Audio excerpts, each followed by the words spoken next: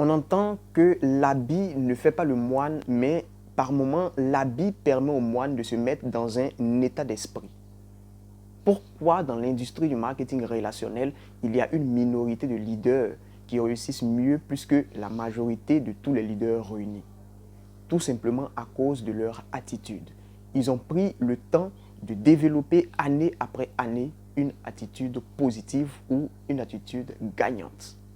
Ce qui les permet de faire la différence dans tout ce qu'ils font. Salut chers leaders, c'est Aizé et aujourd'hui dans cette vidéo, je vais partager avec vous les 7 secrets qui vont vous permettre de vous aussi développer une attitude gagnante. Tout d'abord, il faut savoir que pour développer une attitude gagnante, c'est une discipline et c'est avec beaucoup de persévérance que vous allez atteindre votre objectif. Premièrement, rehaussez l'estime de vous-même. Si votre estime de vous est au plus bas, il va falloir le relever. Et cela commence déjà par la manière dont vous vous habillez. Comment vous vous habillez avant de sortir de la maison? Si vos vêtements ne vous disent pas à l'intérieur de vous que je suis bien habillé, vous allez vous sentir inférieur lorsque vous serez face aux gens parce que les gens sont l'image qu'on projette parce que leur regard est le miroir qu'on regarde. Ensuite, il y a ce que vous vous dites à l'intérieur de vous. Qu'est-ce que vous vous dites? Est-ce que vous pouvez persévérer dans une certaine discipline pendant un certain moment jusqu'à vous discipliner? Est-ce que vous pouvez faire face aux difficultés? C'est ça aussi. Alors, si vous changez cela et vous commencez à vous dire que je peux mieux m'habiller et vous le mettez en pratique, et vous vous dites que je peux me discipliner dans des domaines et vous commencez à vous discipliner, vous allez voir que vous aurez des résultats. Mais cela ne va pas se faire tout de suite. Cela va demander du travail, cela va demander de la persévérance, cela va demander le fait que vous allez être le gardien de votre état d'esprit et de vous dire que voilà comment je dois procéder pour atteindre mon objectif.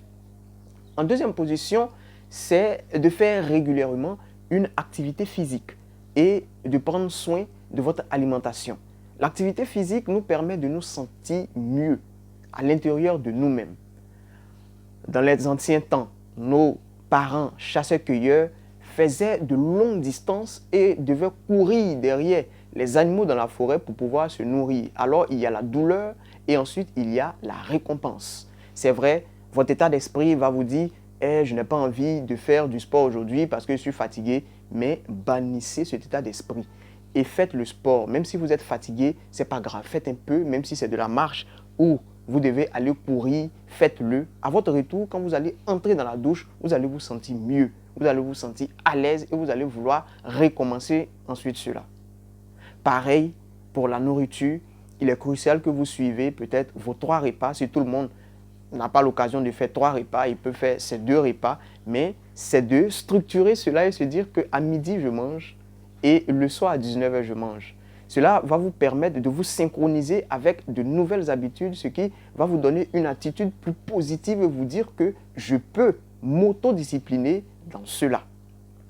En troisième position, c'est de s'associer à des personnes qui sont en train de vous tirer vers le haut, par des personnes qui vont vous tirer vers le bas. Parce que lorsque on adhère dans une entreprise de marketing relationnel, on se dit qu'on peut toujours avoir les mêmes relations qu'on avait avec nos amis.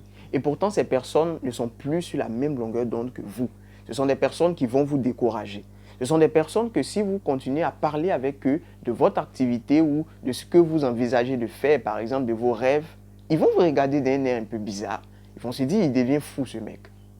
Donc, ce sont des personnes que quand vous finissez de parler avec eux, vous vous sentez vidé. Par contre, lorsque vous partez dans des formations, vous côtoyez des leaders comme vous.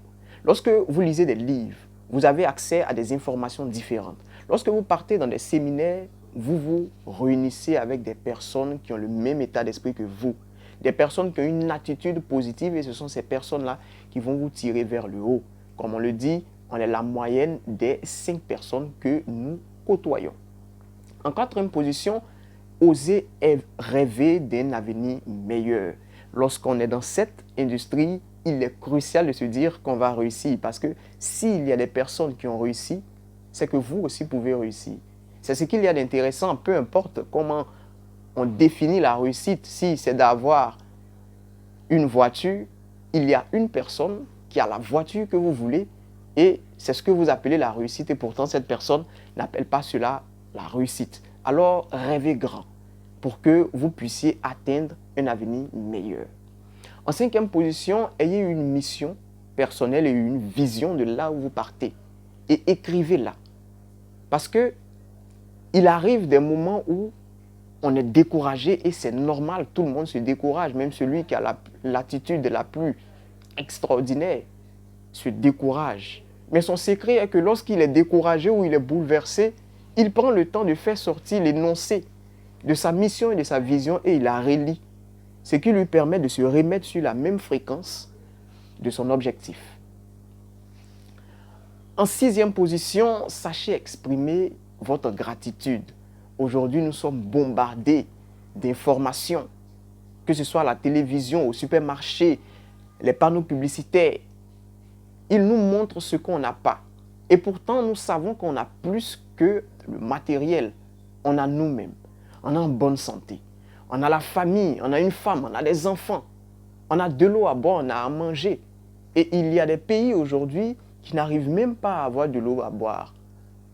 Et aujourd'hui, on nous montre un simple téléphone à la mode et on commence à déprimer parce que nos amis en ont et nous, on n'en a pas. Alors, c'est crucial de montrer votre gratitude et d'être reconnaissant de ce que vous avez, ce qui va vous permettre d'avoir une attitude positive et vous dire que, écoute, je suis en bonne santé, j'ai donné une bonne direction à ma vie et je suis fier de la personne que je suis aujourd'hui. En septième position, vivez avec passion. Lorsque vous vous levez le matin, dites-vous que vous avez donné une direction à votre vie. Vous avez un rêve, vous avez des objectifs. Et à ce moment-là, lorsque vous vous levez, essayez peut-être un défi personnel de vous dire que aujourd'hui, je vais essayer une nouvelle discipline. Je vais faire ceci. Je vais m'acheter un nouveau livre. C'est de vivre avec passion, d'être à fond dans ce que vous faites. Et vous allez voir que vous aurez des résultats.